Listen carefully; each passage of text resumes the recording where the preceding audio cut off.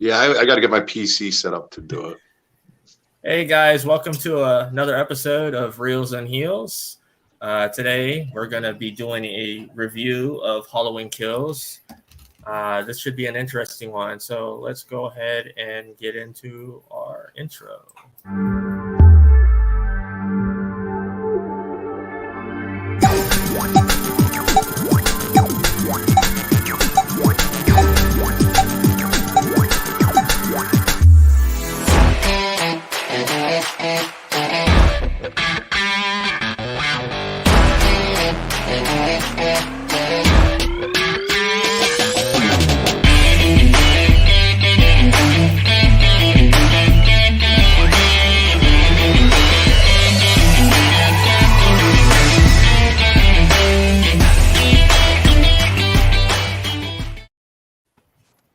Hey, and I can see Willow always pop into that theme. It's a bad habit.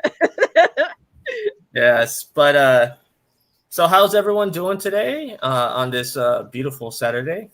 Yeah, fantastic. Fantastic. Not too bad. Doing well. Yeah, so very unlike Halloween October day in Florida. Yeah, it's hot. Like I was humid. Humid, But, yeah. See, you're all in different time zones. In the UK here, it's dark, it's cold, and it's miserable. So it feels perfect to be discussing Halloween. It's just gone freezing. So like just a normal day in Britain, then, right? Pretty much at the moment, yeah. Just a normal, very cold day. I go out, I'm cold, my nose is running, all the fun stuff. Yeah. So before we hop into the main topic here, we're going to go around and everybody's going to introduce themselves, and then we'll kind of we'll ask where the whole like love for horror and the Halloween franchise started. So we'll start with Andy. How you doing, brother? All right, man. How you doing, guys? Yeah. So how long have you been a horror fan? Well, like I said, I was telling Willow earlier, I'm going to date myself. I was 12 years old when the original one came out. Oh. And I begged my father to take me to see it, but he's like, nah, it's not a movie for you. I had to wait for this movie to come out on HBO on one of those old-fashioned boxes that had a 75-foot cord to it, that had 20 channels. You had to slide. I had to wait for it to come on at midnight, and I was hooked ever since. Oh, yeah. And then we have the awesome John from Doomsday Crypt. How you doing, man? I'm doing well. Doomsday's Crypt. You can find my group on Facebook.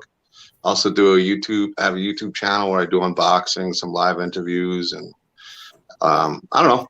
Just a guy who's a big fan of horror. What got me into Halloween was I saw it on TV when I was a kid in black and white, and it scared the crap out of me. I saw Friday the 13th. I was never scared. Exorcist never scared me, but something about Michael Myers, nightmare fueled. So I've been a huge fan of Michael Myers ever since. Love the guy. Love him. Nice. Yeah, and we'll talk about how much you love the guy because you met James like myself a couple weeks ago, and we'll get into that a little bit later. But all the way from the UK is James. How you doing, man? I'm doing fine, thanks. I'm doing very well. Yeah, I'm on a podcast called Talking Codswallop, and we have a section that just does film. So like Codswallop that I do, film, music, etc. So I love anything to do with films. I love horror. And how I got into Halloween, most people probably start out with the original. It was definitely not the original for me. My abiding memory is one night when I was a teenager, a lot of my friends were over, put it on what probably was like the Horror Channel or something on TV, Halloween 2's on. And that's where all the floodgates opened in horror with me. Probably when I was really young, or reasonably young, it would have been something I watched. And as I've got older, I'm hooked. I'm just hooked. I love this stuff. Nice. And you just fresh right out of the gate saw Halloween Kills. So yes, I'm going to love your take on this. So for me, horror's always kind of been a thing since a very young age. I think, some of the first horror that I saw was, Nightmare on Elm Street, the original Hellraiser, and then Friday the 13th and Halloween. Probably films I should have never watched when I was young. Which would explain a lot of why you're the way you are. Yeah. But that's okay. But you're raising your kids right though by sharing them. Oh, they both watched it last night too, and they thought it was great. So yeah, and our kids are 10 and 7, and they know that it's all fake and stuff, but they still love it. I think the funny thing is like how they do all of their behind the scenes stuff. All of this. Would you like to sit on this podcast too, Oliver? I'm doing it.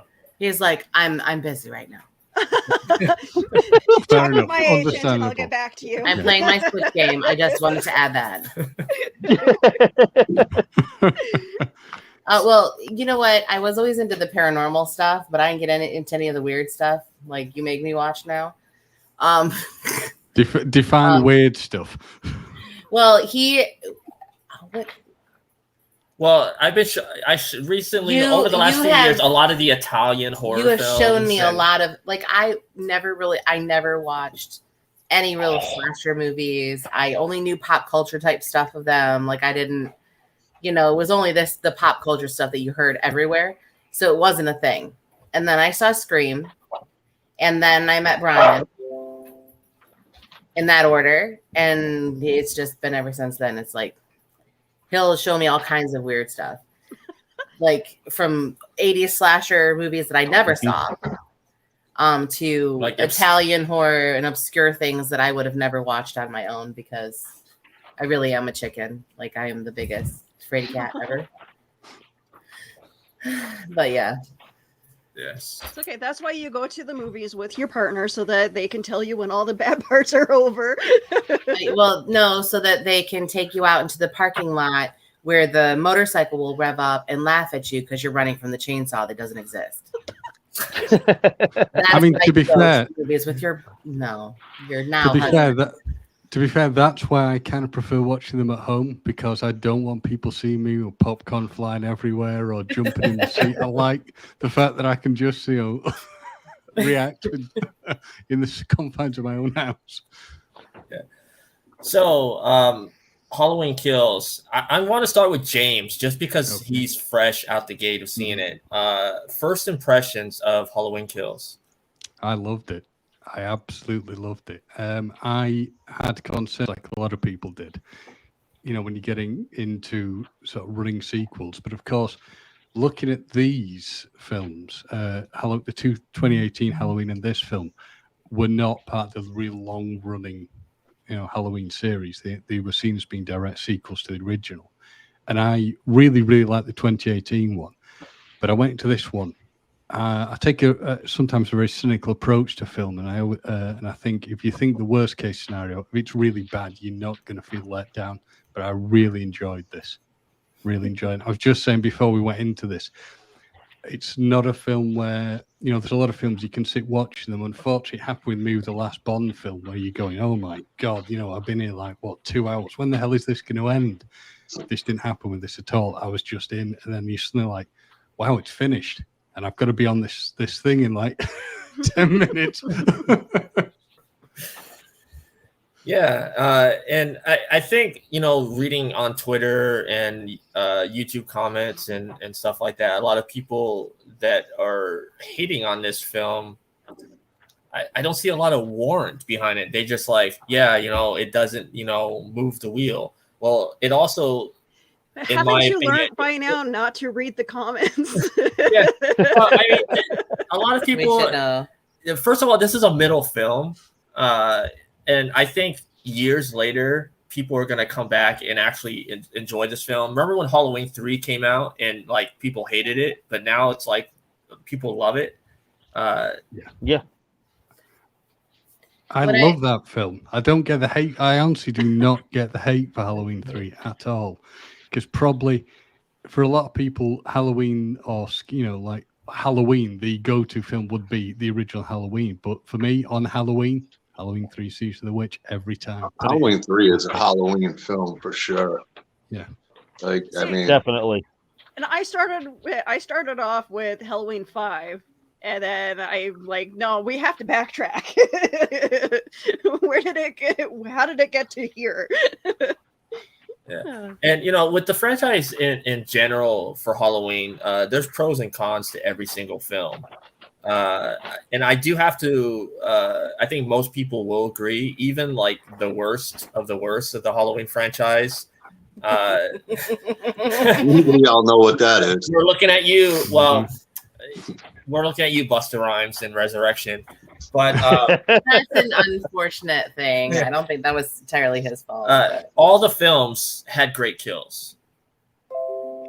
And I think every Halloween fan, whether the film was horrible or not, will agree on that one. But yeah, Halloween Kills. I was like, as soon as it opened, the way that they shot the beginning was where it was going on at the same time as the end of 2018. And then they move up a little bit and show, what happened at the end of 2018. It was like, oh, it's like we're just starting right over, right from where it cut.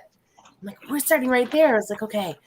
And then I don't know what happened. And Brian's like, they went back to 1978. And I went, 78. To do what? Like, what's happening? And he's like, this is the stuff we didn't see. And I was like, oh, okay. Like he had to, yeah. Yeah. And I know there's a lot of people out there that didn't like the flashback scene. A lot of people also don't realize that John Carpenter gave a huge note on that flashback scene for this film because he had original intentions to show like what happened. It just never happened that way. And then, of course, Universal, pumped all that money at him saying, we need a sequel. And he's got to be the brother-sister thing. But he didn't want that. But I do like how they did the flashback scene to find out, like, how he was caught. I really liked the fact that when you thought back to the flashback and then to the story that he's talking about to actually Lori in the hospital, and then back to the flashback to tell more of the story. I liked how there was an actual story.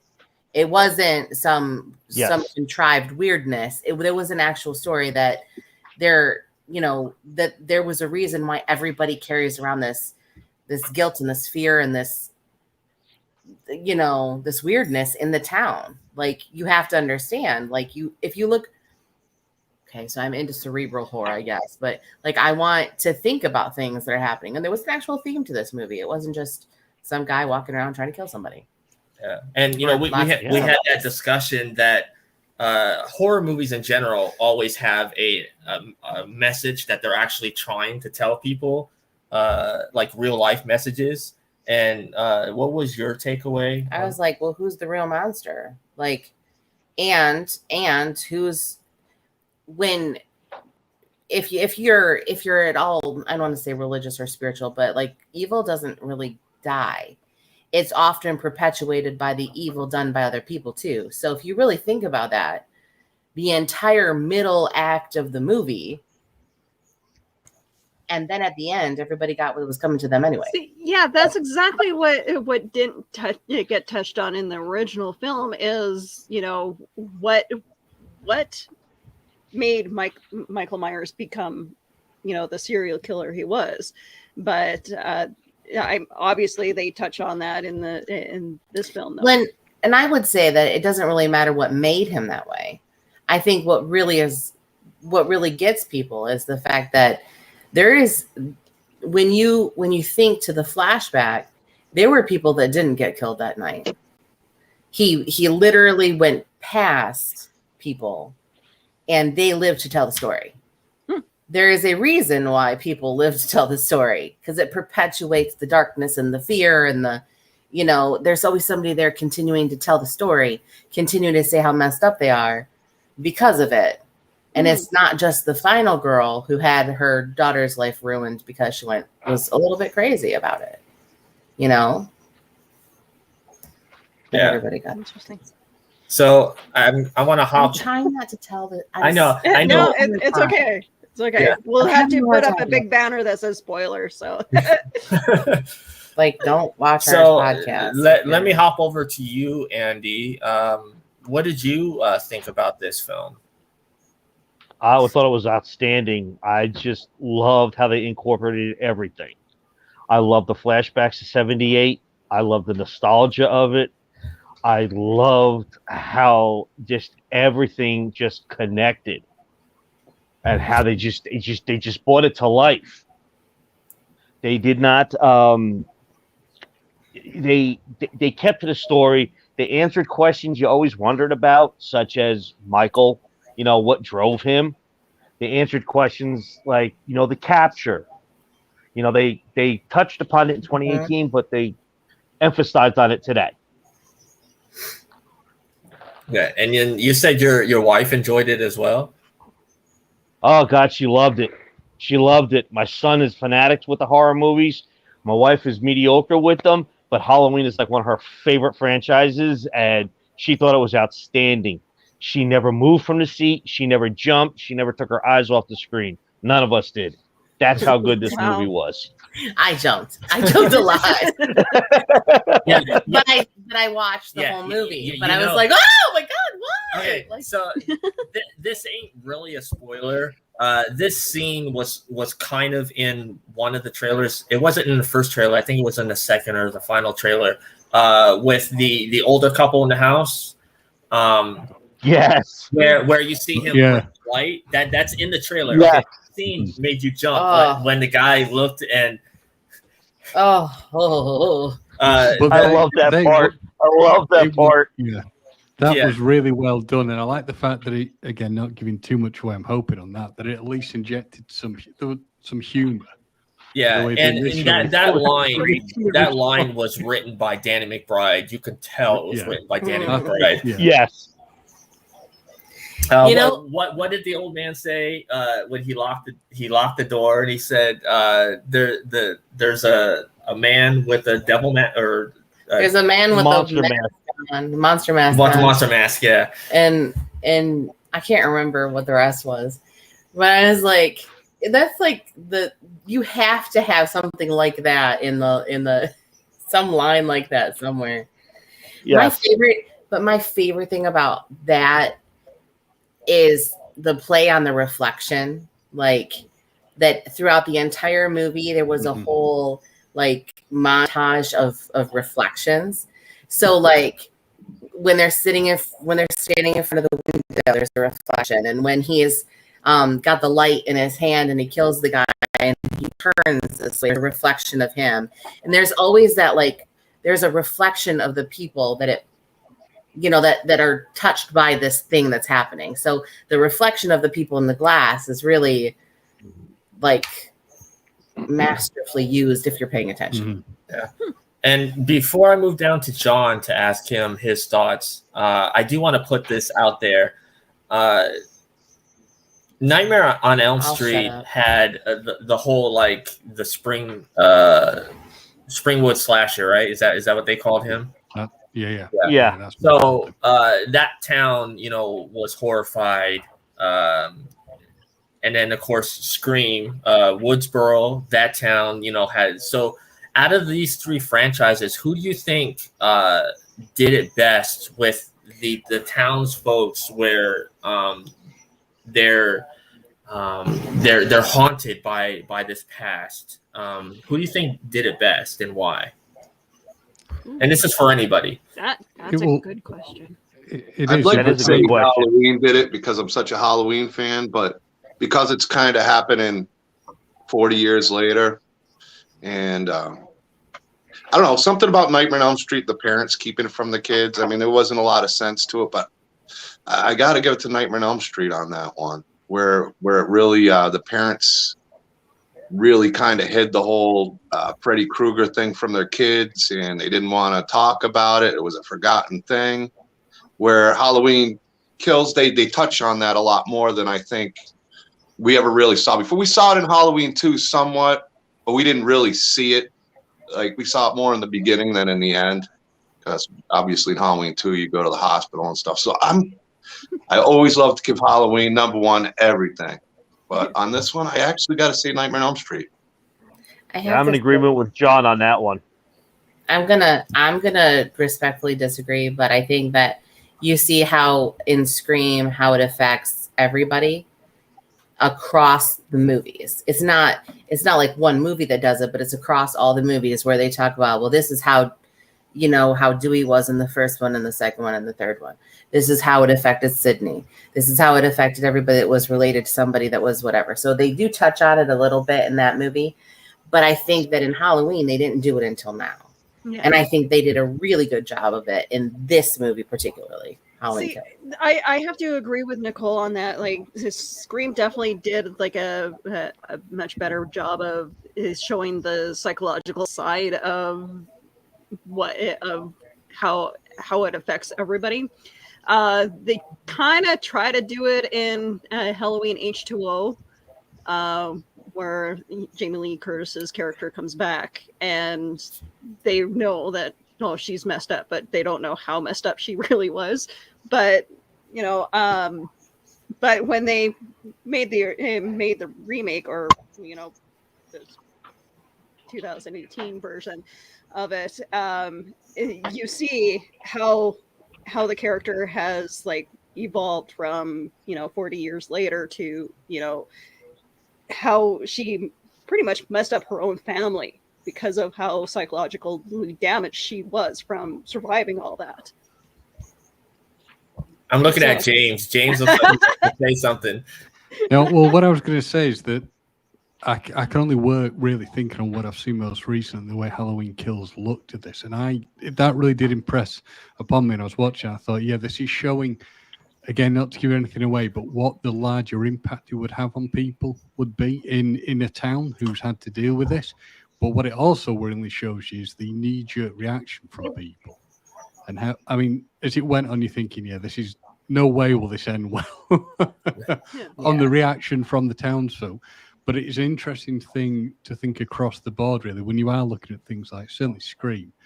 Scream gives you an idea of the bigger picture of what the fallout would be. But I mean, when I was watching this, I was thinking back to watching the 2018 film of the Halloween. I was thinking, this is showing you the psychological damage this would really do to somebody, which probably in a lot of horror films you don't see. The problem, with a lot of horror films, it just turns into slash and violence and shock factor. Whereas this really gave you this idea, and they did try it with H2O to try and show you the idea of the long-term damage to Laurie. But this one really showed you what a mess.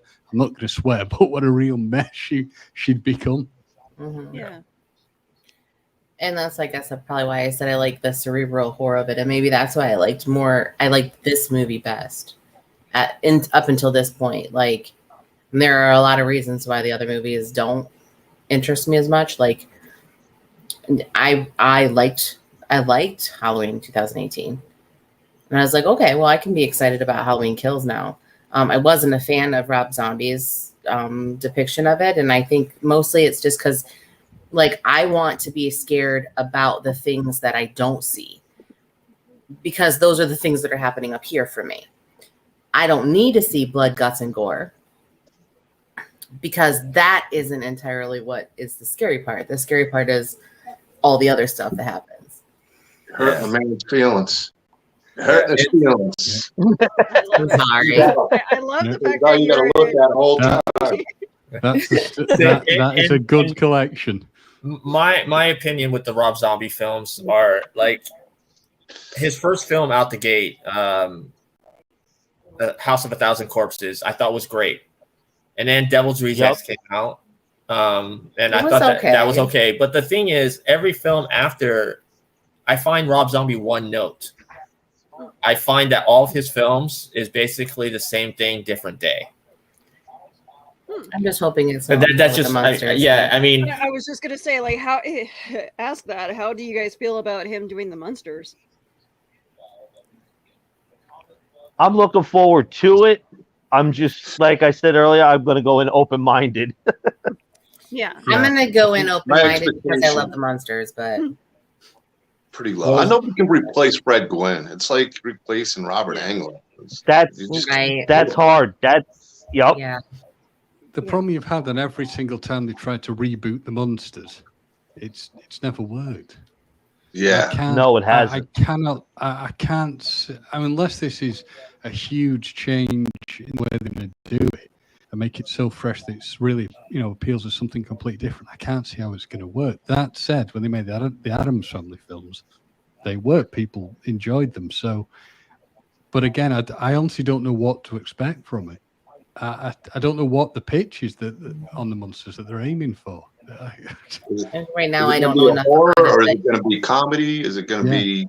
I mean, I can't imagine it being a comedy when it's coming from Rob Zombie. that's what I mean. So I don't feel like those just two things slapping go the together. monsters on it, having a Herman and Lily and stuff, and that's pretty much all you're doing. If you do it that way, that's my opinion. Because I mean, I loved the monsters as a kid, and I mean, I wasn't alive when it was originally on, but the replays back when I was a kid, the monsters. I always liked the monsters better than the Addams Family. I was a monster guy. Yeah. I like both, but definitely monsters. The only thing I've seen with the Rob Zombie one is they've made the house. It looks like the original, but that doesn't mean anything. No. Right. Yep. So, John, your thoughts on Halloween Kills? My thoughts on Halloween Kills. I liked it a lot. I did. But I also see where people didn't like it, and I understand their reasons for it. But a lot of the ones who didn't like it, I feel kind of have that opinion that the movie should have been one and done. Because you have to have more story to present than just what it was originally supposed to be. So I don't think anybody who's a Halloween 1 fan and really not a fan of the sequels is going to be a big fan of this movie. Maybe they will, maybe I'm wrong, but I just feel like a lot of those fans are pretty happy with the way it ended in part 1, because people had a problem with part 2 at the time. It's like, that's how it should have ended. I know Carpenter didn't want to make it. I love Halloween 2. I kind of feel like it should have been part of this timeline. I think it would have. I mean, I get it, the direction they're going, so who am I to argue with why they're doing it? Because I don't want to give too many spoilers away here. I get why they're doing it, but it would have just felt like it would have made more sense instead of writing narrative to make things happen for Laurie Strode, in a sense. I get her emotional dealings with Michael Myers have haunted her and haunted her family and stuff like that. But without them being related and stuff like that, I get the direction, but I almost would have preferred it sequel from Halloween 2. But that's me. But I did like the flashback stuff. That was really good. So it did add to it. Do I like it more or less? I don't know. We'll see how it ends because it's a trilogy. But I did love the movie. Anybody who compares it to Resurrection is just hating a movie to hate it, because nothing is that bad in the Halloween series. I don't care if you like Rob Zombie's Halloweens or not. I don't put them in the same universe, but I enjoy them. I do. But Resurrection just basically put a nail in that timeline's, just like, even though I liked part 5 and 6 in my own way, kind of the story-wise put a nail into the story. So you had to start somewhere new.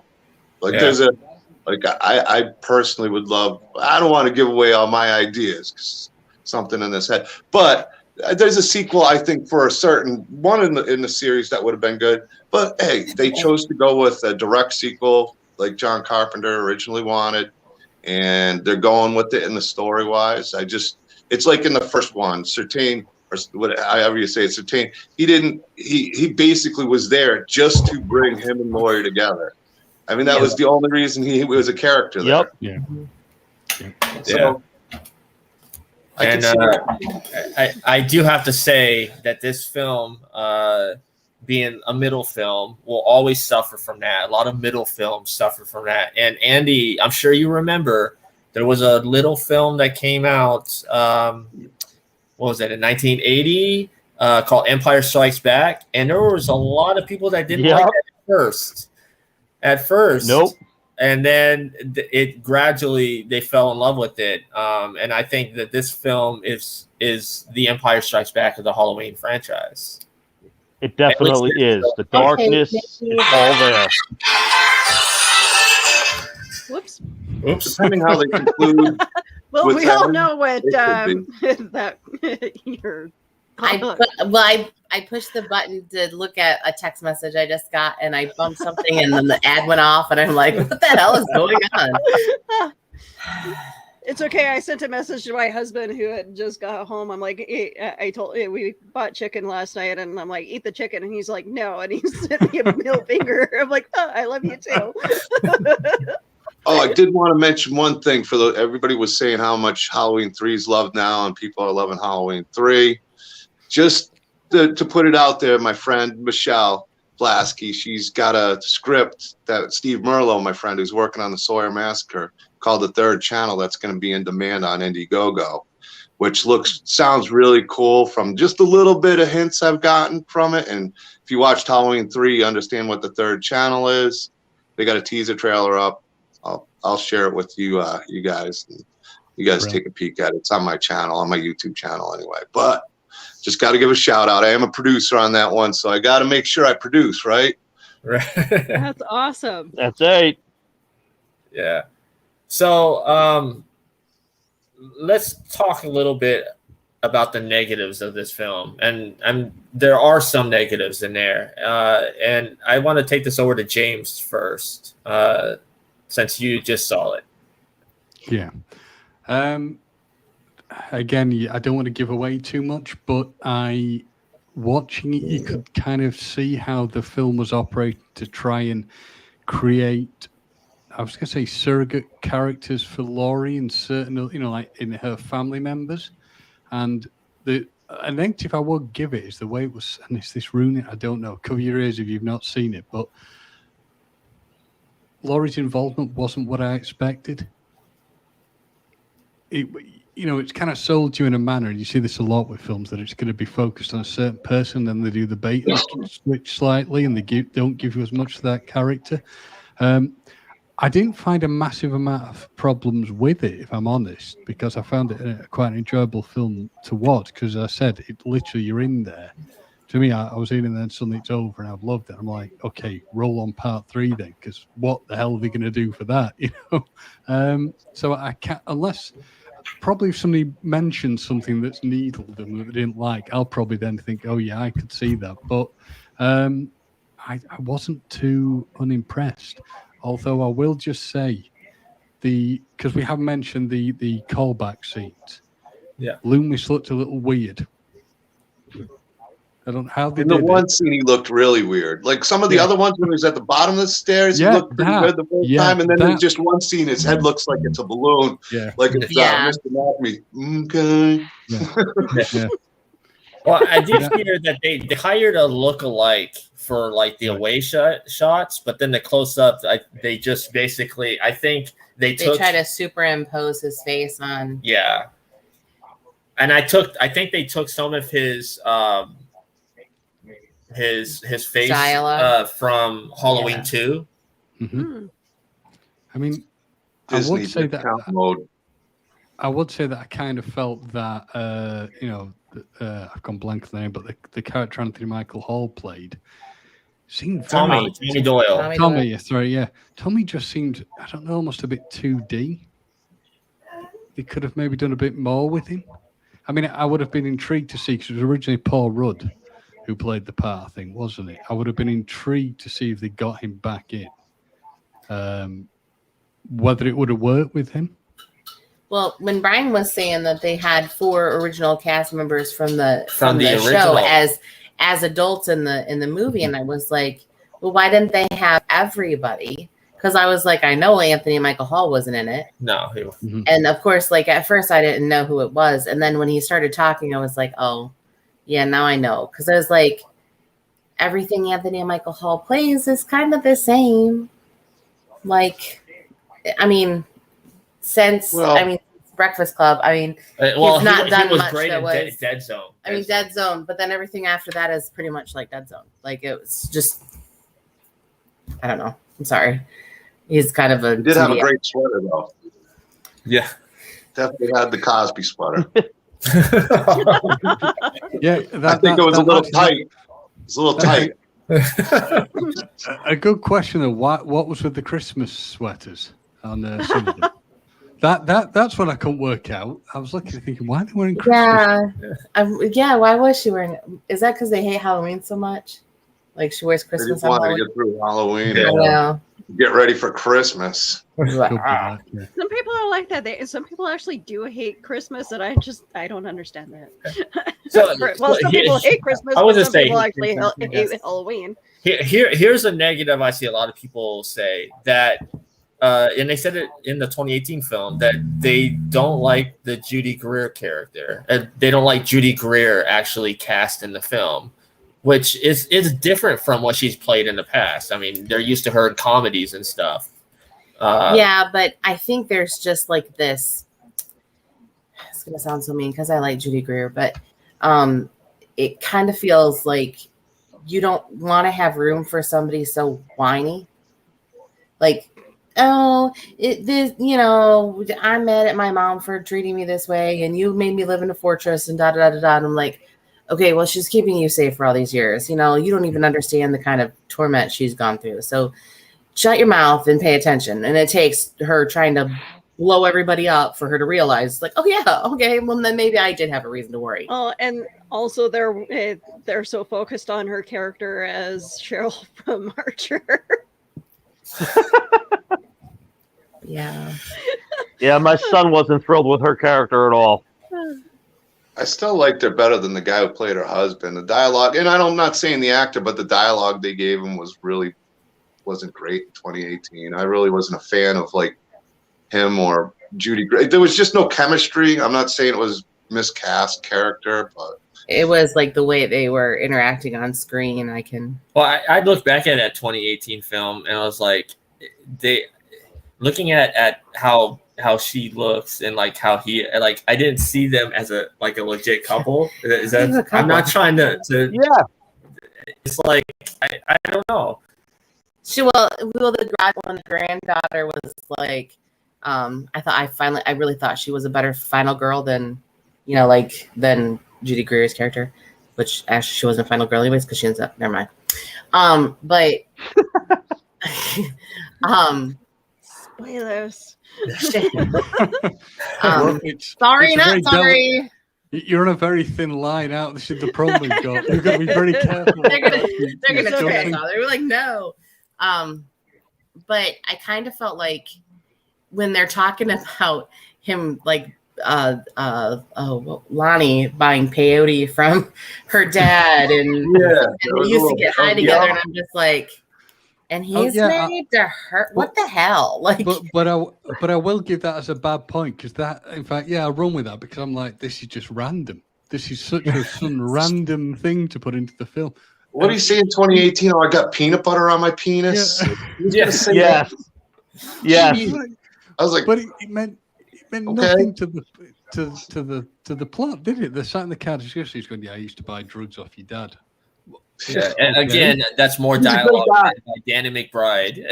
Yeah, it's like it's almost like it's there to like relieve the tension, but you just like what? It kind of distracts from like that could have been scary, and you made it stupid. Like, so it's funny because when 2018 was announced, when was it announced? 2016, I think it was announced. Yeah. And they said that Danny McBride was going to be a co-writer on it. Everybody's like, "Oh, you mean the guy that hangs out with Seth Rogen and that crew?" And like that was kind of like a red flag for a lot of people. But the joke was definitely. And then we started listening to his interviews, and then kind of surprised that Michael Myers didn't end up lighting up. Like he baked into the car somewhere, like I'm surprised the whole cast wasn't high. Then it would have been a sequel to like Pineapple Express, but that nobody asked sure for. 78, everybody was high on set. So, but if you like the movie or hate it, hands down, James Jude Courtney is a beast as Michael Myers. Whether you like the movie or not, you cannot knock that man's portrayal of Michael Myers. Yeah, he is scary. So I got to hear this, John. You have a story about James Jude Courtney at Phantasm. You want to go ahead and share it? I got a few stories with James. He was really, he's probably the nicest guy I've met. Like, aside from being James Jude Courtney, just hanging out and talking with the guy, what a down to earth, cool dude. He is super nice. Real nice to everybody, his fans, and all that, and signed and smiled. And he came over, hung out at my my table, which I thought was really cool. And I kept missing him, but he kept coming back. And me and him hit it off. I mean, obviously, I'm not going to be invited over for Thanksgiving, but we had a good time talking. And we actually, you know, shot the shit about a few things. And that was a whole bunch of fun. Obviously, he signed a whole bunch of my stuff, too, and so did the cast. But I don't know. I can't say enough about the guy. Definitely the opposite of Michael Myers in the film, I'll tell you that much. Not a scary dude in person, but on film, man, scare the shit out of you. It was funny because I'm like, that's the same guy. And Brian's like, yeah, it's the same guy. And I said, Jesus. And like his cadence when he talks, he's like, he always like, you know, that's cool, dude. And he talks like that. Like he doesn't talk or like his mannerisms, nothing is like, and it's like he turns it on and you're just like, he doesn't even look like the same person. Yeah, you're like, the way his hair is. He doesn't walk like him. He doesn't move like him at all. Like at the con, he was, I mean, like a teenager or like someone in their 20s. Like that's how he came across. Really light on his feet and really just I don't know how to explain it. Like, and how? Just out of interest, how old is he? He's got to be around our age, right? Let me unless Willow's already fact checked. I mean, Michael Myers in the movies, got to be 60 something. He doesn't look 60. I could believe like around my age, maybe a little bit older. Either that or he just, you know, he takes good care of himself. And okay, so James Jude Courtney is 64 years old. How is that even possible? I thought he was like maybe 50, hitting 50. He doesn't walk or talk like a 64-year-old. No, I'll tell you, it was impressive hanging out with him. It was impressive seeing him on film in the second one. Because if you haven't seen the second one yet, you saw 2018, you thought it was brutal. Say that one of my favorite scenes was the bathroom scene at the gas station. But man, it's like Diesel. It's Diesel. I mean, this film has made me very, very convinced I never want to work for the fire service. There's no, not gonna happen. I wish they didn't show that in the trailer, though. I mean, there was a lot more to it, but I wish they did not show that in the trailer. Well, since they showed it in the trailer, let me ask you this. Okay, so the firefighter is shooting the water. Okay, do you know how that? Hold on. First of all, here, It was stupid. That was So. Hold on here. We all know how the pressure of a fire hose is. So in that film, could have knocked Michael on his ass. Yeah, it would have knocked him on his ass. So there garden hose has more pressure. Yeah. Well, it didn't, but it looked stupid because even the firefighter didn't really look like there was pressure coming out of the hose. Yeah. He's like, I mean, it really just kind of like goes down to it. I'm like, okay, that's not a believable scene at all. Yeah, and I'll never look at the Jaws of Life again. The song. Yeah. So there's some pretty creative kills in this one. I guess. Oh, there are. The car door with the gun. That was interesting. I've never seen that one. That one was stupid. I did not like that one. I was talking. But when you say, okay, like he wields a knife, he has never used anything other than a sharp object, correct, or a blunt object. So. He didn't actually kill her with the gun. She killed herself, technically. Right? So they added elements to Jason in this then. No, I wouldn't go that far. I would say that this version of Myers is more in line with the Taylor Mane Rob Zombie Myers. Okay.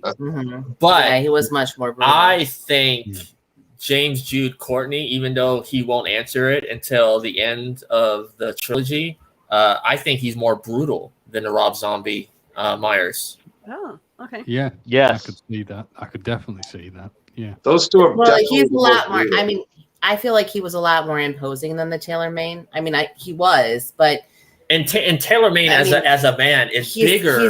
He's bigger, giant. Yeah. I mean, like Taylor Mane is a giant, but But honestly, like this was a much more imposing, scary, like I don't know. There was just something more about it this time around that was scary. Like 2018 was pretty.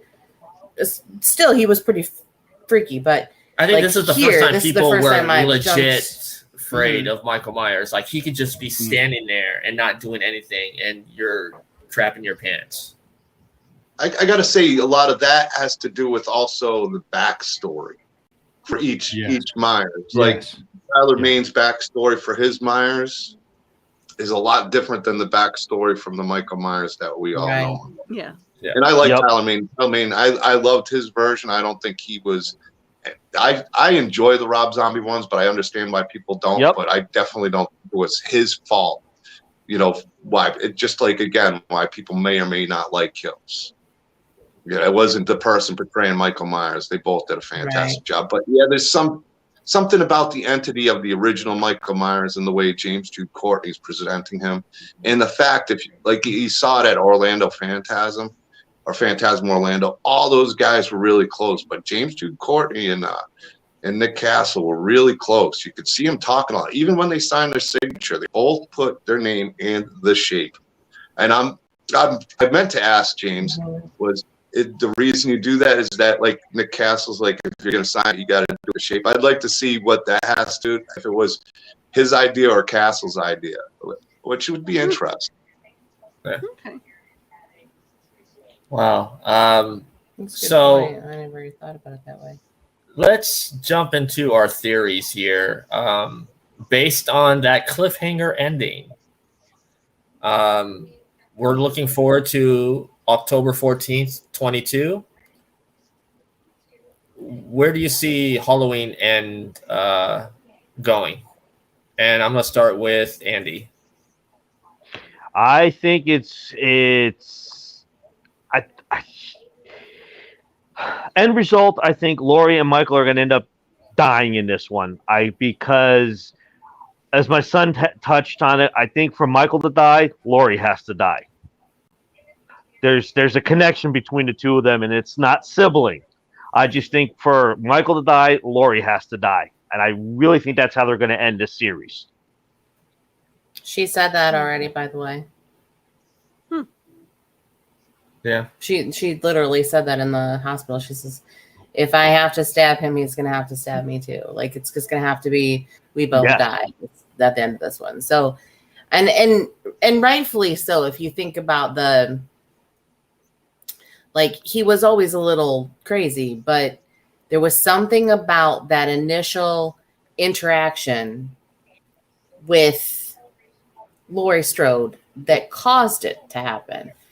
And so be the life-changing, antithesis of the whole thing. Like, I feel like that's how it would have to end, because you really couldn't have one without the other if that's the case. Their lives are so entwined now. I kind of have a theory on what may happen, and I may get shit for it. But if you go back to the original film and Loomis saying that, Michael can talk, he just chooses not to. If we indeed see Michael and Laurie taking each other out, something tells me, because David Gordon Green said that the film's going to be more reserved than this film, which I don't think it's going to be as brutal. I think it's going to be more like the original film. Could we possibly hear Michael talk in the end scene of Halloween Ends, possibly saying thank you? Well, it could. I think if you are right, if they're going to have him speak, it would be of the the final moments. But I think it probably something quite simple. The thing, if I was going to have him speak, and I think Andy's right in saying that it's going to have to be cancelling them both out. That's the only way I think can finish it. And I suspect it will be. I mean, it'll cap it. I can't see them doing anything else after this, unless they just do a massive reboot in however many years. But I think, could the question be why? Could he be asked why and give an answer to why he's done what he's done? I really think that Laurie might ask that question. And you know, he might not have a satisfactory answer for her. And she, you know, is finally able to say, okay, you know, take that mask off your face and I'm going to, you know, kill you. And speaking of the mask off the face, I can't believe they did what they did in Halloween Kills, and for as long as they did, without giving away too much. If you guys know, but you still didn't see his face. You only saw this part of his face and his bloodshot eye. You only saw that, and then the close up of the eye. It was not. It wasn't like there was really a reveal there. I mean, if you blinked, you missed it. As far as speaking, I really hope they don't. I just don't. And the only reason why, but I think you might be right. I'm not saying they won't, only because you heard him speak with Sartain. You heard him speak, and there's always been, I think they put that in for a reason, that he wanted to hear him talk. Now, do I think it's a good idea or not? I guess it's how it's written, but I don't know if I will like that. I did like, and spoiler alert, but Brian already said something about the mask and the unmask. I loved when he put the mask on. That was pretty cool. I thought that was awesome. Yeah. Go, Mikey. Go get him. Go get him. That was like a gang initiation moment there. Okay, but if you think about it, like in all things, when people are finally like letting go of the legacy, like when it's finally dead and gone, when it's finally over, in most situations, I mean, like, okay, let's talk wrestling for a second. If you're really giving it up, your gimmick is pretty much laid in the ring, much like the Undertaker did, and it's like, this is goodbye. This is the end of the era. This is over. And what better way than to unmask him and have him answer why? I think that is the only way that people, I guess is the only way really that you can kill Michael at this point. It's like, if you don't have the answer, he's still wreaking havoc on the people that he's affected. Mm-hmm. They're definitely going to do something ends, but is it going to end? I mean, there'll be a reboot or something, but it's obviously a good franchise with a great Michael Myers. How are they going to end it? We always think a trilogy. They could throw us for a loop where, I mean, we all expect Michael Myers to die in Halloween Ends. We all expect it, or they're going to have some sort of ending to it, but I don't know. We'll see. I mean, they could play around with the writing for it. And as far as the ending goes, I agree a lot with Andy. I do see the face. It's going to be a showdown between Michael and Laurie. They pretty much said that. I don't want to say too many characters because I don't want to say who lives and who, I don't want to give any spoilers to that. Yeah. But there's definitely somebody that Laurie is close to. There's a couple that I think will have a big part of that. And like I heard a few people saying I could see it being true, the last scene in the movie.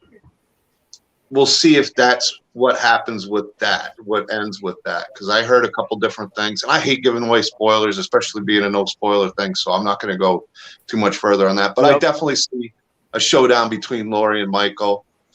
And I think we all believe that it's going to be Laurie to finish him. Maybe it will. It probably should. Maybe it won't. We'll see. We'll see what happens. There's a lot to it. There's a lot they can do. I have this feeling that there's a bigger part to play for her granddaughter. Like, I don't think that it's just she's on the floor screaming at her mother with a broken leg. I just don't think I don't think that's the last we've heard of her. Yeah, I could see. What is the actress's name? Her name is Andy, right? Andy something. But I could see it being more with the granddaughter simply because Andy, she's like a surrogate, isn't she? She's the young teenage girl in this who's dealing with the fallout from all this. What I would think though is when I was just thinking when we talk about the ending, and I'd said you'd expect maybe the question of why and then possibly an answer to it. What if there's none of that? What if there's literally no answer to there's a solution to it? We get the ending, we get to this trilogy, but there's never and I mean, to me that could be even more of an interesting way to end it if we just don't know why. It literally has happened, but we've had a psychopath on the loose, but we have no idea why it's happened. It's never answered, which I think could give an even more sort of chilling end to the film series. That's what I was kind of thinking too. A good point. Well worded. And I mean, we all know that Halloween and Michael Myers isn't going to end completely. I think they're going to put him to rest for a few years because Blumhouse is going to be doing the Exorcist trilogy with the same director. And I know Jason Blum has said that he wanted to do something with Halloween 3. I'd love for Blumhouse to do a direct sequel to Halloween 3. I think that would be cool. I also know that James Blum has been waiting for the Friday the 13th lawsuit to end so he could do a Friday the 13th film. And what is your take, James, on Blum and his style of producing? Because he makes these films for very little, but they return lots. I mean, I can't at all fault what I've seen him in producing.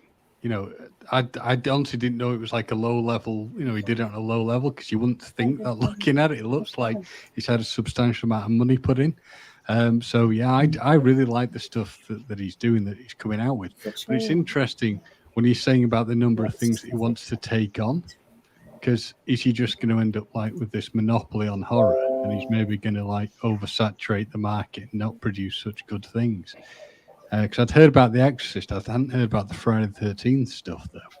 Yeah, he mentioned it a few years ago that he wanted to do Friday the 13th, but like nobody could do it because of the lawsuit. Right. I mean, I've been a fan of Jason Blum with started, I guess, Paranormal Activity. I mean, if you look at all the films, like I said, they're produced very cheap, and the return is like, he's sitting on dump trucks of money, basically. Yep.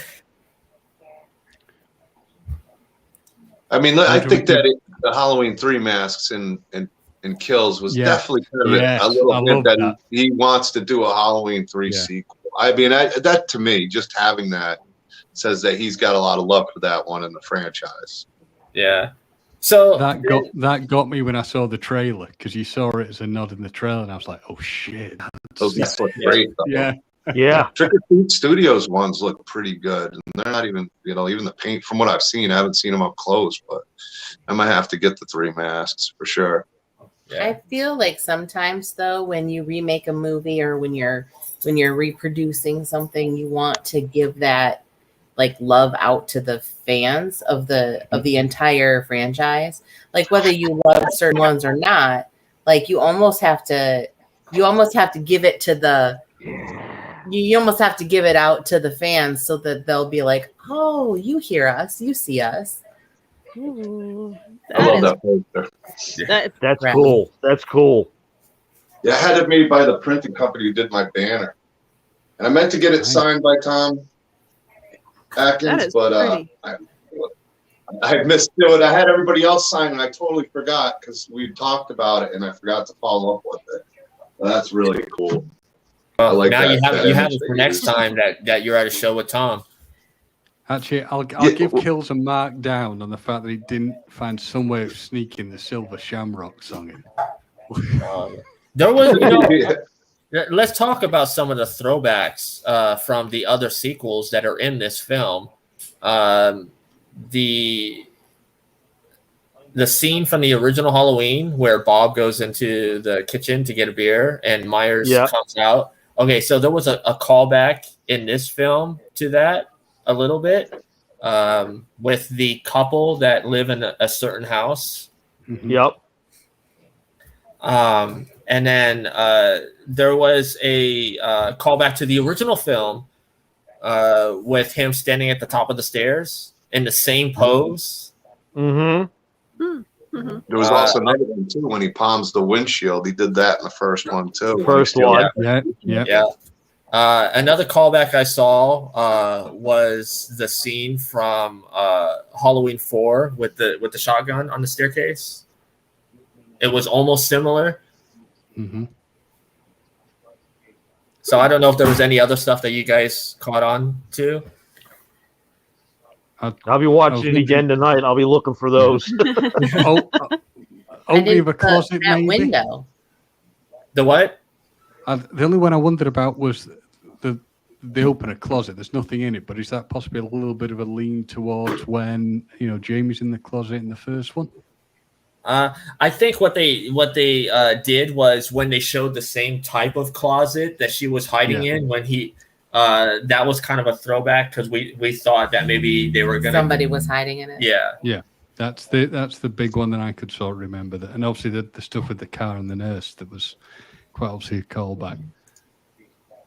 Well, yeah, that whole I scene thought there was where more he in grabbed her head 2018 on callbacks. I caught a lot more in 2018, but I've only watched Kills 4 times, so I'm still missing some things. Only 4 times. I Only think 4 I think times. we're gonna have to watch Kills again because there was some stuff in there. We missed. Yeah, there was probably Oliver's like, there's some stuff in there we missed. It's definitely gonna be a rewatch for me. In fact, when this is over, I might just go and put it back on again. Yeah. Now, So, here's a question. Can I just say something here real quick, sure. and I'll let you go. I had saw this that the Blu-ray 4K that's coming out in a couple months is going to be the director's cut with a complete different ending. Yep. Wow. Ooh. Yes. Now that'll be interesting. And I think this is the first time that a director has come out saying that they have like an ending that has been completely shot and what's in the film, and then they took it out and then redid the ending, but still have it complete, where they can add it to the film. Usually when they put it on a Blu-ray, it's as like a special feature, but apparently this is going to be where you can watch either or. That intrigues me. I'd be really interested to see how they're going to change the ending. Yeah, because he said that they originally shot the ending and it was like a complete different ending. So this should be interesting.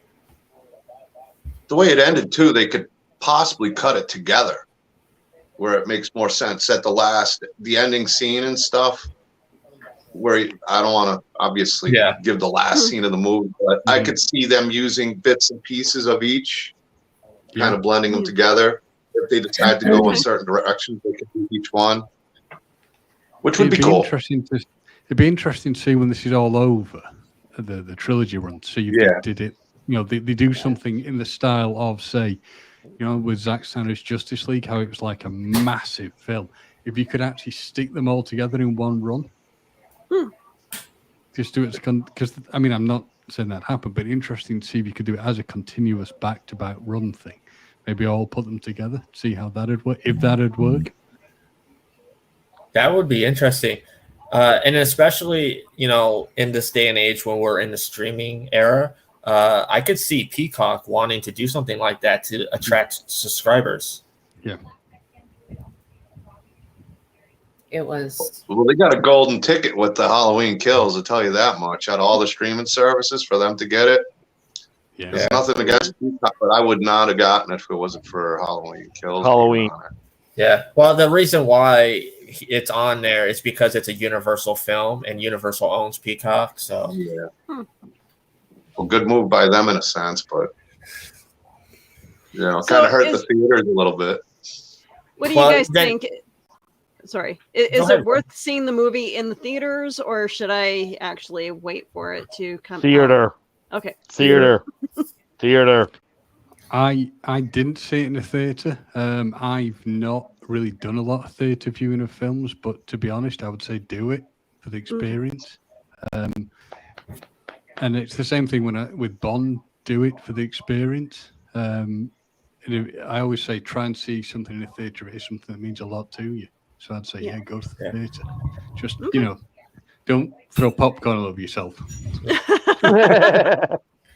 We are theater people. Like the one of my idols on YouTube is John Campia, and he's the reason why I do this show. And he always talks about the theater experience. You cannot have the theater experience at home. I mean, you can have the biggest TV and the best surround sound or whatever. It's not the same. And then also being around other like-minded people. So like when you're going to like also fans, a horror film or an MCU film or a DC film or Fast and Furious or whatever. But it's like going to a concert or going to a wrestling event. There's that atmosphere and that you can't recreate anywhere else. It is true. That is true. It's nothing will ever quite compare to that experience of going to a concert or going to the cinema. I turned to him. And I said, we could have taken the kids to see this. Like because we were like, well, we don't have a babysitter, so we probably shouldn't go to the theater and see it. But I was like, we really could have taken the kids because they enjoyed it. And honestly, I guess it really doesn't matter if I win Mother of the Year or not, because like my kids are going to be into the things they're into, and they're into horror movies, and I can't help that. And here's something I noticed. I think this may be the first Halloween film. I don't remember if Halloween 3 did it. I don't think Halloween 3 did it. Oh, maybe they did. There was no boobies in this film. No. There's no time for boobs. But that's true. That's true. There is no time, actually. Yeah. But when you're looking at like horror films, usually like nude girls in horror films. Halloween wasn't really all. It wasn't about the tits and ass, though. That was more. Nightmare on Elm Street and. It's no boob time. Well, if you remember every Halloween film, there was always some naked girl, and a guy, doing whatever, and they're dead. Because they were cautionary tales, really. Because he wasn't after them, really. There wasn't anything about that. Wrong place, wrong time. Wrong place, wrong time. I'm gonna tell you something funny. This is why you shouldn't have sex in places you shouldn't be. Michael Myers' reaction when he sees a naked girl. Gross. Not wrong. That is true. That is basically what his reaction is. He shows no real interest in anything but, killing people. But they always say, don't they? With horror films, it's the way they operate. It's like, the virginal person is the good person. You have sex and anything promiscuous in the horror film, and it's over. You're screwed. Yeah, you're out of luck. Oh man! So since we brought it up, Halloween Kills is on Peacock and theaters. What is everybody's opinion on the whole releasing on streaming and theaters at the same time? And not just this film, but there's been other films. Warner Brothers has done it with all of their films, all the way up until December when they release The Matrix. James, you want to start? It's a tough call. I do like watching stuff at home, but I also have certain things will go to cinema to see it. But probably through things that have happened with COVID, I'm happier to watch stuff at home to a degree, unless I have no other option but going to the cinema. When things get back to quote unquote normal, I would probably be happy to go to the cinema, see things, but it's tough. The problem you're going to have is it will be a big deterrent people going into a cinema, because if you're like, well, all I need to do is go and watch it on a streaming service, you're going to do that, and it could be the death knell for a lot of cinemas. I get it. I do get it, and I think certainly when you look at things like Bond, a lot of people are saying, well, we could have seen this film a lot sooner if it had gone straight to streaming services. So I'm afraid I'm of two minds on it. I totally understand why they're doing it, because you've got to get revenue somehow. But I don't have a real answer to it. It's a tough one. Yeah. What about you, Andy? I see kind of double-edged sword, because what I see happening in the future with like Peacock and HBO Max, I have a feeling they're going to do what Disney Plus is doing, is if you want to see the new releases and you're going to watch it at home, they're going to nail you for $30 to see it. Because that's what Disney Plus has been doing. When they're releasing their movies the same time at home, it's $30 to see. And I don't think it's going to be long before they jump on a bandwagon. And I think that's what's going to shut it down, and it'll drive people back to the theaters. Huh, that's an interesting Yeah. take. Yeah, see, I don't think theaters are going away. I think you're like Nope. your big films, that your attraction, like your attraction Your film, blockbusters, your are still gonna blockbusters be. are gonna still be theater bound.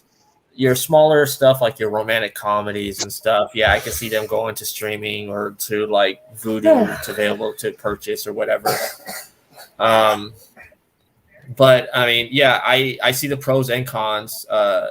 James touched on it. Some people don't feel comfortable going to the theater just yet. So I'm glad people have an option they to don't. watch the movie. But But also, like on also- the flip side, like Sorry. you texted me this morning that they made $23 million on Friday for Halloween alone. Yep. That's a good sign. Yeah. And Yeah. I mean, and you saw it with Bond, didn't you? Because they held out. They held it out and said this will be released in cinemas, and it has made money. It's going to have to go Yes. a hell of a lot further to make all its money back. Whether it will ever do that remains to be seen. And it was interesting because obviously, you were sort of saying, Andy, about the cost of when they're going onto streaming services, because Amazon now own like the Bond stuff, don't they? They own all the back catalogue. Yes. It'll be interesting to see how soon that hits Amazon, what the costs are for that, and whether you're going to see a big influx of people wanting to just go, well, I'll buy off Amazon. Yeah. So Well, with Bond and Amazon, the Broccoli, I think I'm saying their name, the Broccoli family, Broccoli family, yeah. and Amazon have stuck to their guns and said that Bond will strictly be theater going forward. That they do have plans to do like a Bond series on Amazon, but it's going to be different from the films. And I guess the Broccoli family is okay with that as long as like the main films are in theater. But yeah, I mean, we did an episode a few months back about the streaming wars with all the different streaming services. And, like I said, I'm glad that there's options for people. And I think streaming is cool. I mean, like I said, I am a theater guy, but I'm also a physical media guy too. So I don't want physical media going away. Oh, she laughs at me. Yes, because the last 8 times we've moved, I feel like we've added 100 or so DVD Blu-rays to the collection every time we've moved. Well, and I always have the argument on why physical media is better than streaming. First of all, streaming is compressed. Your sound and picture is compressed because they have to, fit it, through internet and stuff like that. You know what? I think we just need to have something where he just says this and we just play this every time he wants to. It's never different. He says the exact same thing, the exact same way every time. And I'm like, I get you. Yep. I hear you. People like streaming because it's at a click of a button. I like having special features, so I understand where you're coming from. But I also like the fact that if I turn the TV on and 10 Things I Hate About You is on, I'm going to start watching it from wherever the hell it is. And I'm going to watch the whole rest of the movie for, I don't know. You know what? I'm the same way with Beetlejuice. Every time it's on TV, Every time. I have to watch Guys, it. what would happen if Ghostface and Michael Myers meant? Uh-oh. Oh, that'd be an interesting. that will be interesting. Yeah. I think I would rather Ghost- have that than him Yeah. with Jason or Freddy. I don't want him to meet anybody that's kind of like outer world. Like there's a reason why Jason and Freddy are in the plane of existence they're in. And there's a reason why Michael's in a different one. Like I feel like Michael and Ghostface could potentially have it would be smarter, but I mean I understand because Ghostface is in one person. I'd give Ghostface however many versions there are, about a 5-minute Well, window. Yeah, 5-minute window. True. Yeah. They both Yeah. are nice. So, let's see here. I love you. What do I want to talk about Halloween Kills here? Final thoughts on Halloween Kills. Let's give it a score. How would you score it, Andy? 10 out of 10.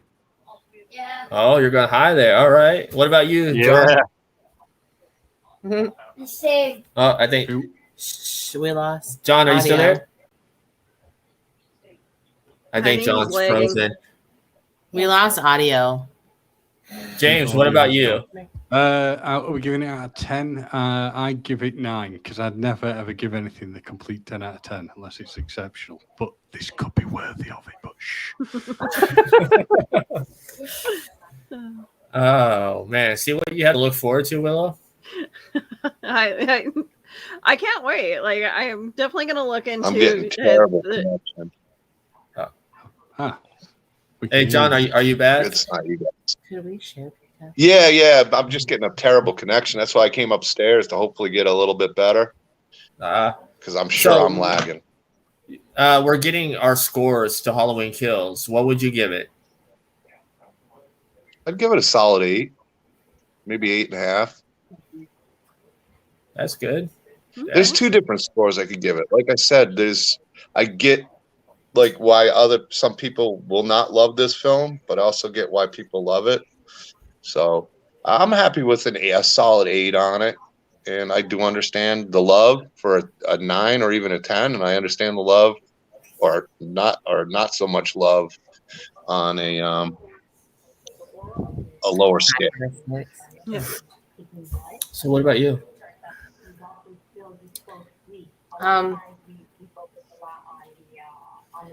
I don't. give it a 10 out of 10.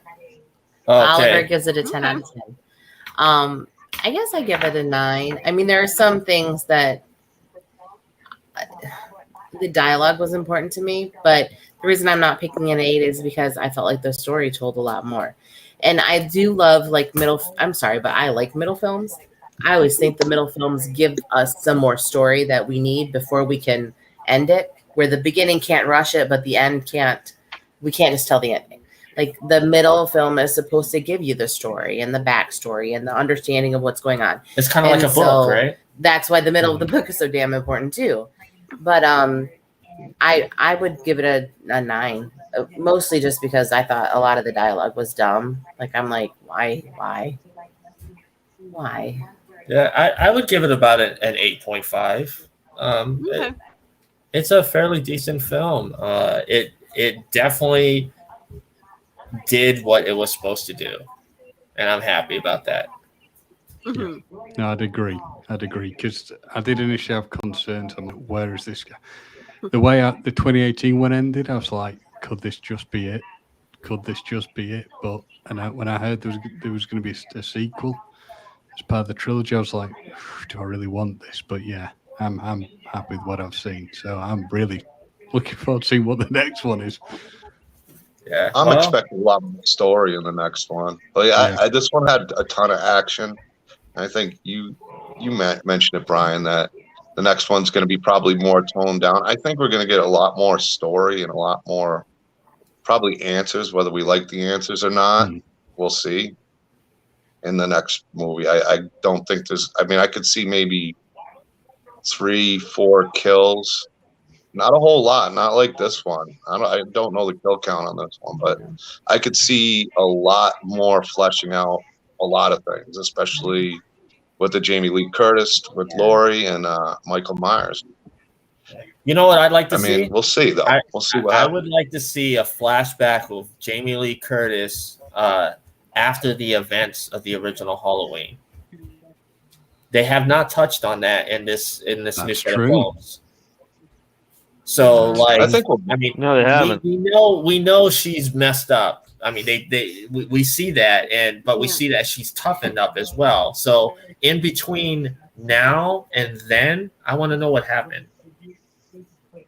Well, that whole there's an exchange with her and Hawkins in the hospital, and I always felt like there was always something missing for her from like the very beginning to H2O when she came back, and then to now, where there's a lot of untold story for Laurie Strode, and that the idea is that she did have a life in between because she did have a kid.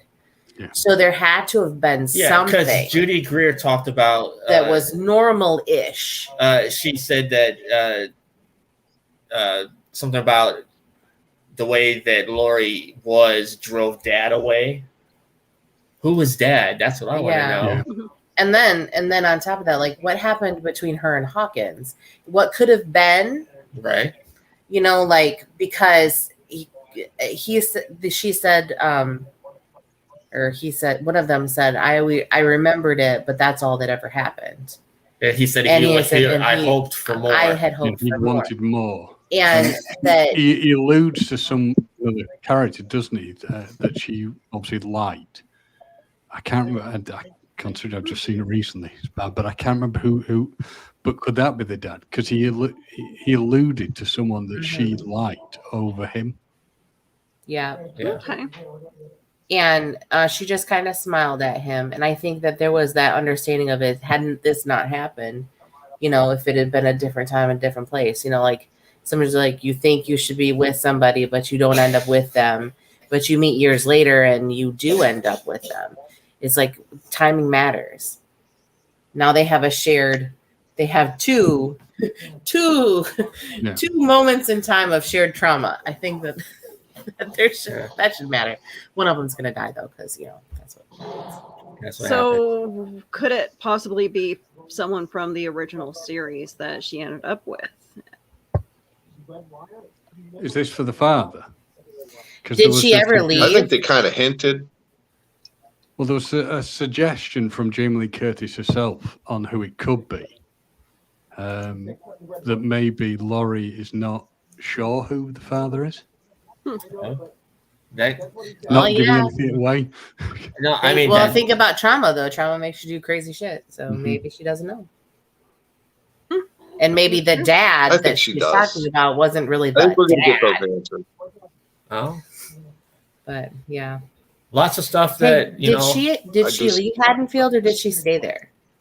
No, she just or did she always live on the outskirts? Like, I don't see that these are stuff. These are things I don't know that I think need to be answered. Questions. And I know some people probably won't want a lot of that answered, but I think it expands on the lore of the Halloween franchise. I'm so grateful that they're not related though. Like, why do you have to be related? Like, why did that have to be a thing? Like, why couldn't you just be obsessed with something and just want to go after it for 30 years? Well, it makes it even more disturbing if there is no real relationship there. Yeah. As I said, that maybe with the final one there will be no answer to it. To me, it'd be more chilling if it was just some complete psychopath who's been going around hunting this poor woman and killing anything and everything that gets in his way. For no reason. Well, they do touch on that a lot in this film. They do touch on that a lot, especially from 2018 and her obsession with Michael Myers, and really the true reason that she's more paranoid of him than her actually thinking she's that's true. That important to Michael Myers. I was thinking light bulb moment. Yeah, I know what you're alluding to. Yeah. So after discussing this film, I do want to say that everyone. Oh, we got to plug we became unplugged here. Oh, we're unplugged. We're unplugged. I'm just lagging so bad. I'm gonna bounce from the stream because I don't know if I'm coming out laggy too.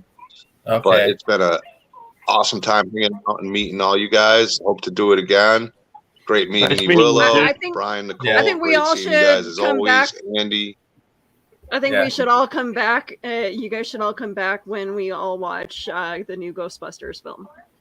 Oh, yes. I like that idea. I like that idea. That's a good idea. So, John, before you hop out, where can people find you?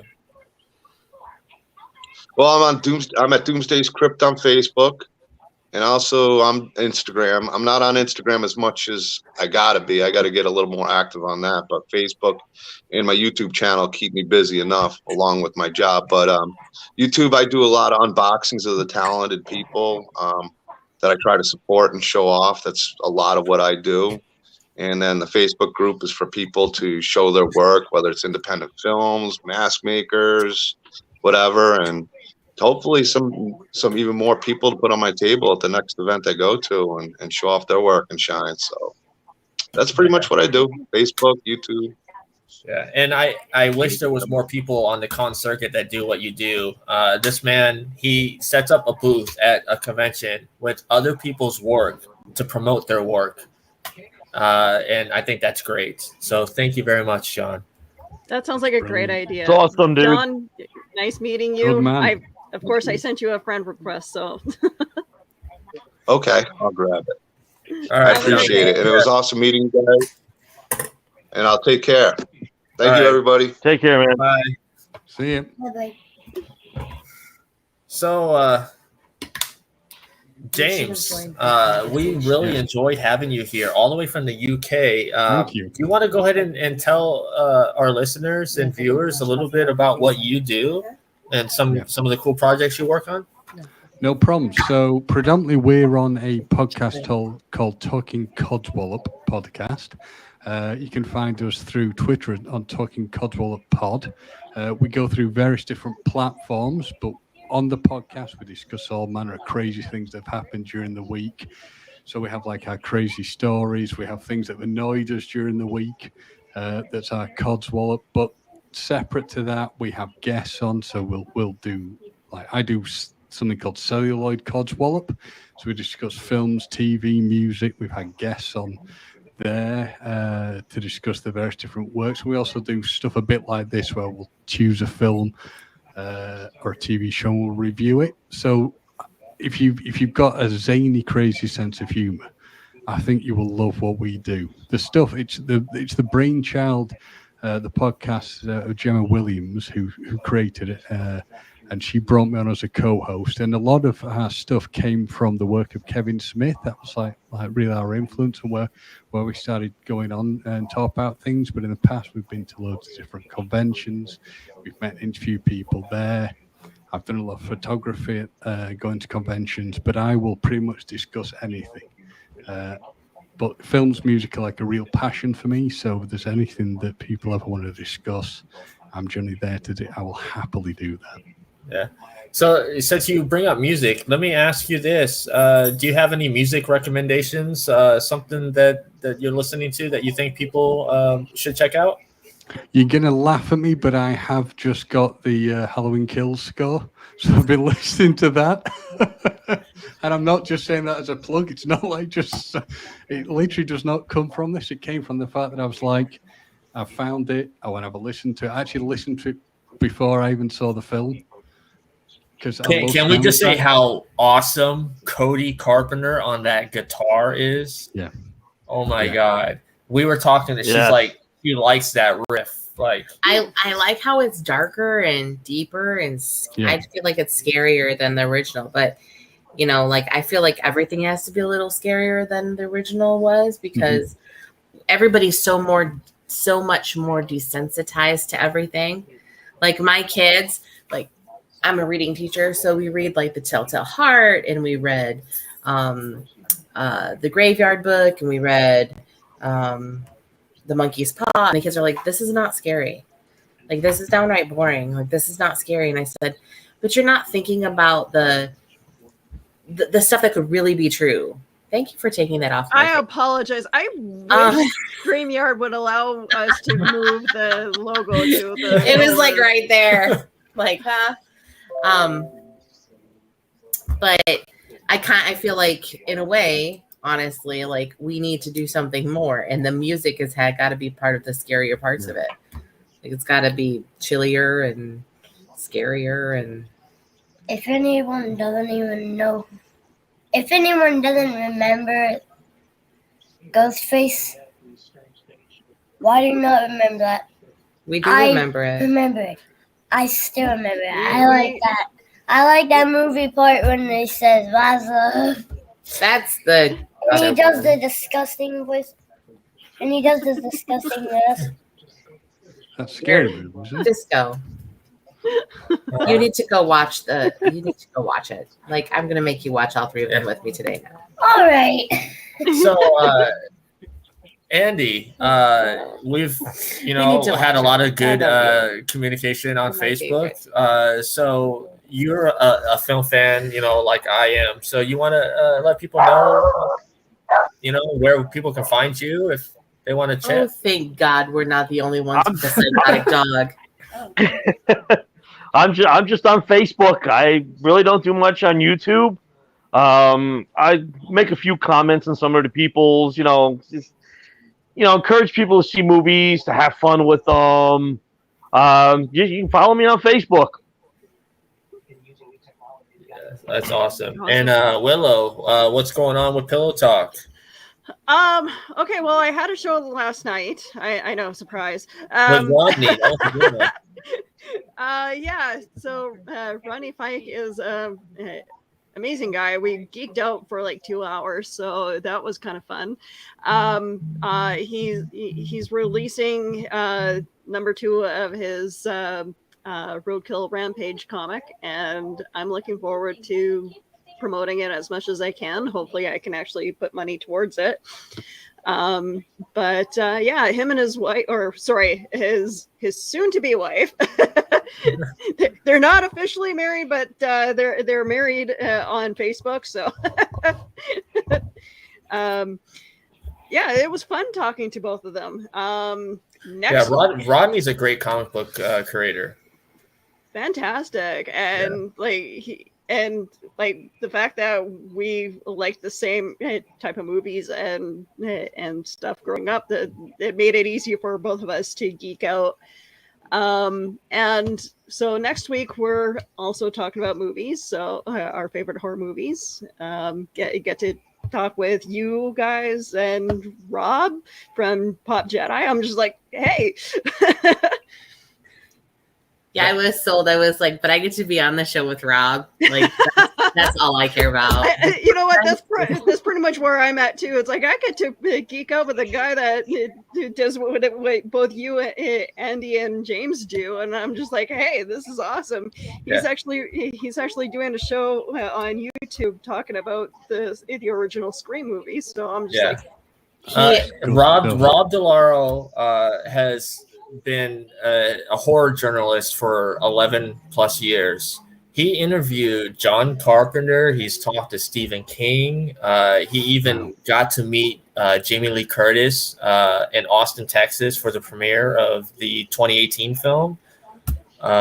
So yeah, Rob knows his horror stuff, but he loves comics and movies and all that stuff. Just in general, like if you read his posts about like when he says happy birthday to someone or like happy birthday to a movie because it's celebrating its 20th year or something like that, just the deep dive that he does to give you an honest depiction of what they've done and what they're like and what it is just incredible. So that like that reporting that goes into it, I'm like, I don't have time or energy to do that. Hey guys, I feel terrible, but he is really good. It's a nice sprint. Michael Myers down there. That is a nice Michael Myers mask. I like that. I can see that perfect. Nice. Very good. I need to show Willow. They didn't have to. Yeah, I would have loved to send one to you. no, it's okay. I have that one already. Anyway, You have it? Yeah. So yes, I'm an Elvira fan. I dress up as her for Halloween quite frequently. So I can't wait. At the end of the month is our Comic-Con, so I get to put on the costume again. It feels like it's been a while. I love Elvira. That's something I'd really love to meet. Because I need to get her book coming out. Yeah. The problem is, I just bought it. The problem I have in the UK is getting hold of it. I'd love to get a signed copy, but it looks like that's going to be next to impossible. The cost to get it shipped in would cripple me. Yeah. So Amazon UK doesn't have it in stock. Okay. Not yet. He just said the cost of shipping though. But it's what it'd be to get the signed copy. That Oh, the signed copy, yeah. I can probably get it as a normal version at some point when it comes out, but the cost for a signed copy would be horrific. I Yeah, think Joanne, who to sign it. I just want to take it and have that moment. yeah. You know, like no, I kind of thing. because like Joanne, who I podcast with as well, because there's 3 of us who do Talking Codswallop. She's a fan of Elvira as well, and I'm trying to. I think Gemma knows her, but I don't know if she's as much of a fan as me. Well, this has been a great episode, and James, we would love to come to the UK. So if we ever come to the UK, we gotta hang out. And if you ever come to the US, we're here in Florida, not too far from Orlando. So cool. And I'm in Canada, so I mean, you're all of you. We're like, feel free to come and see me, but also feel free if you want to get in contact with me on Facebook or Twitter, because we're on there as well. Yeah. It'd be great to do this again and have a chat with you about other things. I'd love to do that. Awesome. Fun. Yes, and James, you wanted to come on today, and that was cool. And Andy wanted to come on today too. So thank you guys very much, and we would love to have you guys come back. Thank you, man. I mean, this show, we talk about movies, television, pro wrestling, comic books, pop culture stuff. So, I mean, it could be a various thing. So whenever we have an episode, I'll let you guys know. And if you guys want to come on, you're free to come on. Awesome. Thank you. Appreciate it. Brilliant. It's Excellent. a scary story, but All right. So, what is that? There All we right. go. All right, so we're gonna do what we do every episode, and it's time to ring the bell.